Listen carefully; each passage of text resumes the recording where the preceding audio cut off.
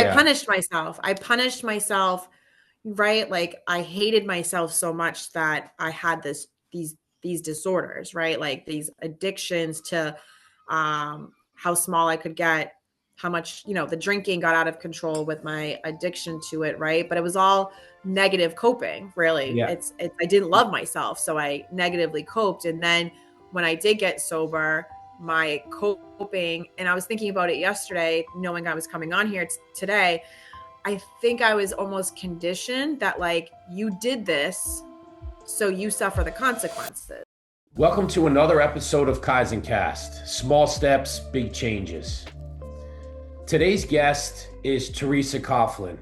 And as we've been dealing with in our life, and our motto with the Kaizen Cast family is to help others overcome addiction and just spread the word of how we can do better in life. And this young lady has done all of that and is in the process of becoming even a better person each day. And we're very blessed to have her on the show. And I can't thank you enough, Theresa. So I have to. The reason why I'm laughing is because this is take two, and I share everything with everybody. Yeah. I mess up, and so we had about a week and a half ago an hour and 20-minute conversation about what we're going to talk about today. And I never hit the record button because she's my second Zoom guest ever. So thank God she's a wonderful young lady that actually will come back on and speak to me again, even though I screwed up. So I do appreciate that, Theresa. Thank you so much. No worries. I have plenty of my own screw ups. Yeah. So, like I always like to do is, can we just talk a little bit about, your background, where you came from, what you were doing to where you are today, growing up, your family life, all that stuff. So you can just kind of start from there and we can let it go. Yeah. I grew up in Melrose, Massachusetts, right north of Boston. I always say like pretty normal family. I had two sisters. We're all 15 months apart. We've always been super close. Parents are still married. But there was a lot of fighting in the house, right? Like I always say, I'm surprised my parents are even still married to this day, right? Yeah. Kids, like my friends, would always be like, they always knew when it was like a holiday or a long weekend or somebody's birthday, because it was just like the fighting or whatever. um but I went to nursing school in Tampa. I graduated nursing school and I was a dialysis nurse. I did traveled different hospitals in the North Shore area covering dialysis patients in the hospital. I migrated over to the clinic. I worked up to charge nurse, clinical manager. And then I went into like nursing legal consulting, so like behind the scenes for a dialysis company.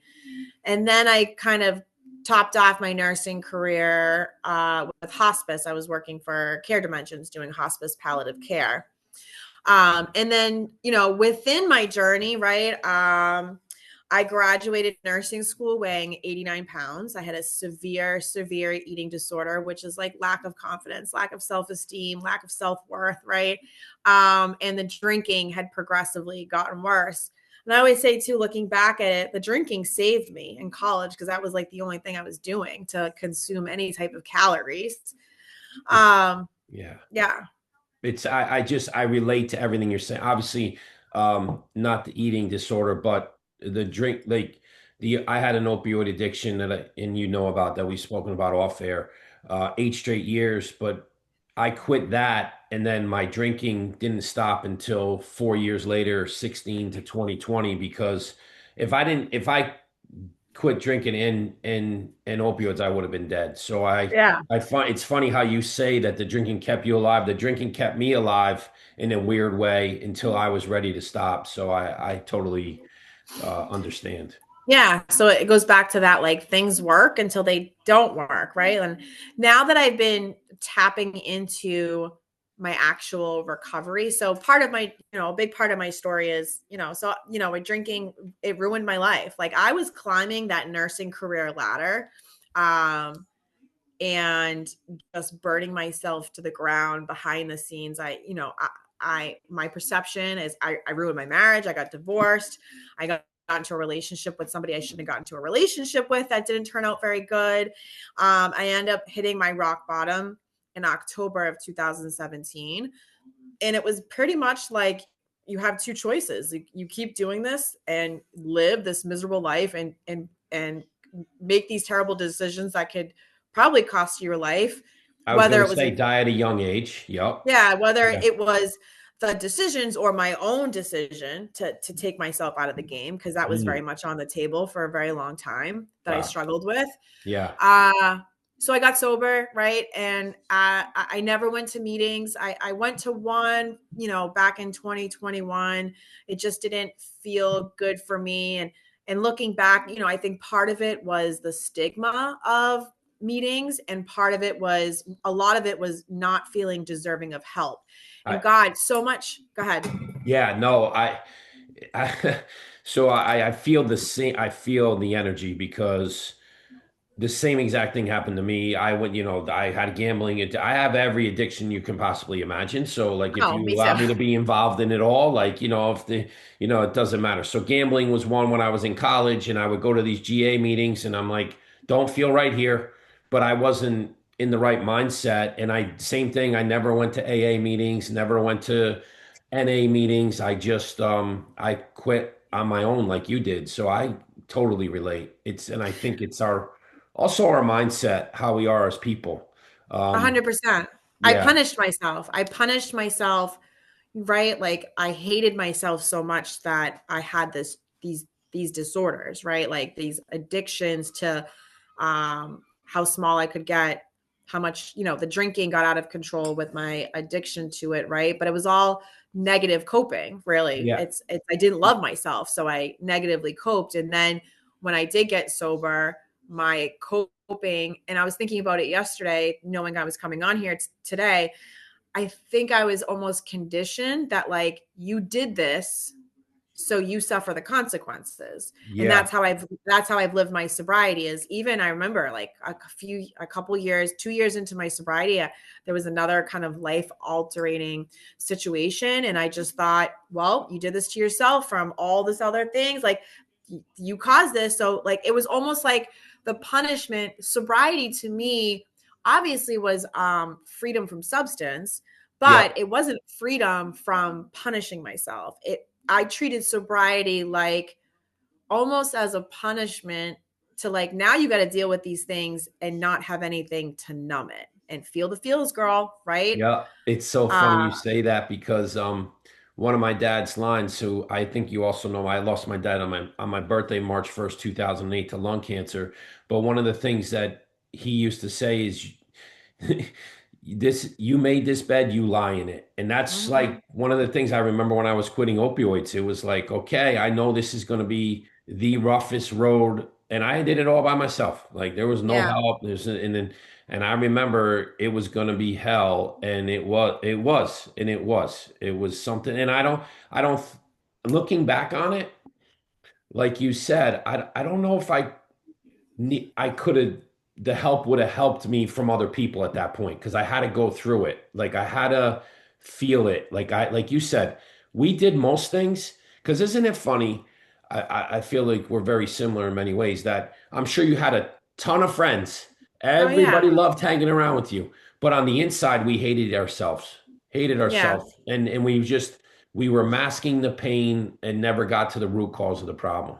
And Yeah. I mean, I did have people who loved me, my sisters for sure, but I had a lot of people that walked away from me because of the person I was or becoming. Even getting sober, I didn't know how to manage my emotions, right? I was so anxious. I didn't know how to live my life without partying and right, drinking.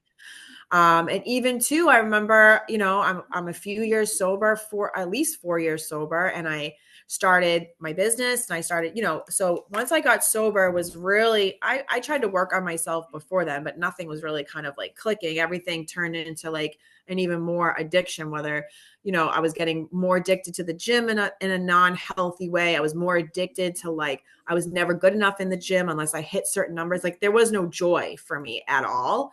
yep, Everything had like a bar and then wasn't good enough. And then when I got sober and started really working on myself, and that's how I really started putting the pieces together as like mind, body, soul, stop checking off boxes, right? And that had to grow as I was growing through my sobriety. But I remember a few years in, I created this class called She Wolf, and it was an all ladies lifting and empowerment class at a powerlifting gym. I just wanted to get women to come in and like not be afraid of getting bulky and lifting heavy. And I remember my close friends at the time, who I'm not friends with anymore, were like, are you sure? Like, you sure you can do that? Are you sure? You were the drunk, you had the eating disorder, like you're not that great, right? And I kept a lot of those people in my circle throughout my sobriety because, again, I love pain. I love people counting me out. Like I've said for a very long time, I've been on this revenge tour. And this year is finally, even to yesterday, I just cried in the sense I had that first, like, that's why I love that we're doing this today. I had that first moment yesterday of I felt relief in the thought that I like, don't have to prove myself anymore. I Right. love Like it. I'm good.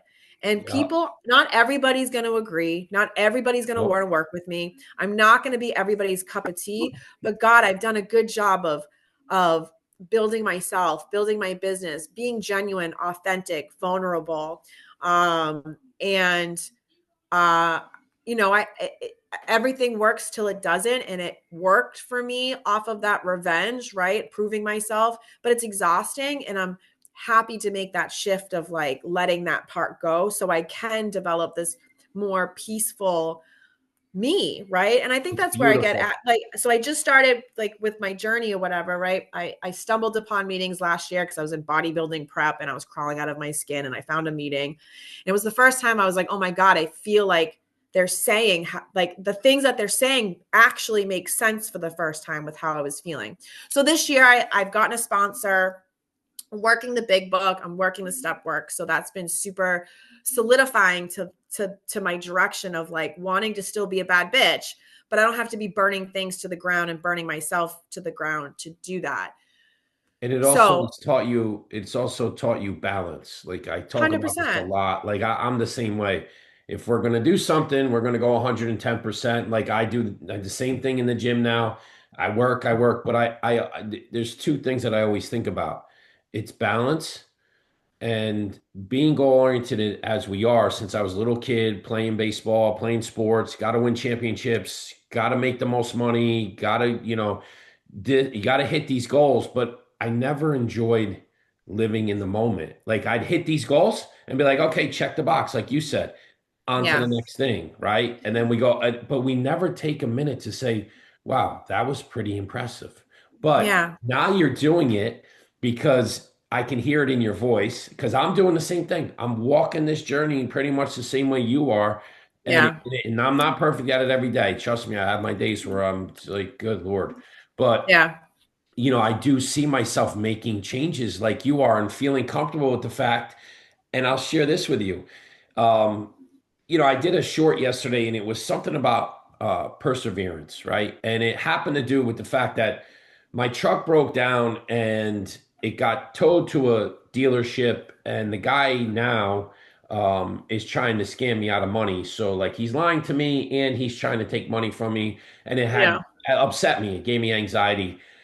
I didn't really explain myself perfectly yesterday morning, and I got a comment from, some young kid saying like, "You're talking about your truck. This isn't chemotherapy. Move on with your life." Like, and I was like, "Oh, this TJ actually took it and said, wow, what could I learn from this? Because I don't think I explained myself properly." And Yeah. the old TJ would have attacked him, fought him, but I don't do that anymore because I'm Yeah. comfortable in my own skin like you are. Yeah. And that's what we're growing to. It's an amazing feeling. It's not easy because of No. the type of people we are, because we want to win. We want to beat everybody to death. And like, not just win, we want to step on their necks and watch them Yeah. choke out. Like, Yeah. I get it. I get it. So it's funny how you're saying this today, and this just happened to me yesterday. So I agree with everything you're saying. I think too, it's, part of why I share and why I share my imperfections, right, is to help somebody else like get, gap the bridge, right? Like gap that in between of like where they're feeling to get to where I am, right? But it's also too to make people realize like, God, like everybody's here for like quick, short gratifications. Like I'll be happy when I lose this amount of weight. I'll be happy. God, I mean, I chased that to when I weighed 85 pounds, right? I did that when I was doing CrossFit, that like I had to hit a certain PR to be happy. And it goes back to what you said, like we have to be present. Yep. And even yesterday, like I said, the moment I had was I've been a young girl, high school girl, junior, started doing personal training with me last year. And she's had a story. She has a journey. She deals with a lot of eating and mental health stuff and, gym fears and all the things. And like, we maximized the gym sessions as much as we could, but it was more like a little bit of gym, a lot of kind of like talking, connection, all the things. Right. Right. And so she ended up pulling out of training last year because she started volleyball and her schedule got busy. So, I mean, she came back in March and said, she's our senior and she needs to do an internship. Can she do an internship with me? So I was Wow. like, yeah, fine, great, whatever. So, we did this internship. So yesterday was her last day and they had like a job fair. So every kid had to have like a presentation. So you kind of walked around like almost like you're at a job fair, right? Right. So anyways, I went and I wasn't sure what she would like have or present, like just like whatever. And she made this insanely beautiful and amazing slideshow PowerPoint of like the things I teach. It's about the 1%. It's about the small wins. It's about she did a great job deciphering between eating disorders and addiction. What's the similar? And I'm just like, oh my God, like how am I not celebrating the fact that like Absolutely. my business. I taught this young girl this and then on the way out, so happily somebody was working this table and she just kind of like stopped me because I had my antisocial sober club sweatshirt on and I was in shorts. So she was like, oh, you look like you work out. Like, are you one of like the businesses? You must do fitness. And I'm very good organically connecting with people and telling people and I'm just like, no, I'm sober. This is my business, blah, blah, blah. And so happily, she's like, oh, I work for the Tri-Town for this committee, and we do kind of like recovery, mental health, addiction things with the youth. And she's like, I love your energy. Like, you need to give me your information. You need to It's awesome. do something with it. And I just walked out of there like, what? This is my life, right? God works in so And many mysterious and it's ways. to show people like I'm still doing the work. Like I'm not, again, looking at my recovery journey. I'm doing step 1 today with my sponsor and I've been sober for almost 8 years, right? It's Right. like people need to realize there's beauty in the transformation. Transformation isn't an end game. Transformation is the journey. How can I keep I'm 41 now. I look very different than 8 years ago when I was getting sober, right? There's beauty and power in that versus like never being happy. And I'm still learning that, right? Like I'm still very much doubt myself. I doubt that sometimes my business isn't where I'm supposed to be. I'm not where I'm supposed to be. I'm not married again with kids and this, that. And I've done a good job letting a lot of that go.